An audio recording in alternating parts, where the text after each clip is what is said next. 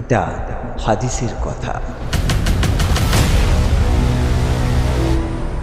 এক সাহাবী কবরস্থানের পাশ দিয়ে যাচ্ছিলেন। আকাশের চাঁদ অর্ধেক ঢাকা, বাতাসে রহস্যময় শীতলতা।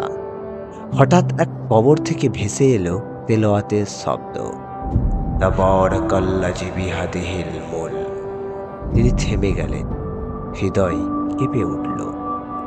সকালবেলায় রাসূলুল্লাহ সাল্লাল্লাহু আলাইহি সাল্লামের কাছে এসে বললেন, হে আল্লাহর রাসূল, আমি এক কবর থেকে তেলাওয়াতের শব্দ শুনেছি। নবী সাল্লাল্লাহু আলাইহি ওয়াসাল্লাম বললেন, সে ব্যক্তি জীবিত থাকা অবস্থায় প্রতিদিন সূরা আল মুলক পড়ত।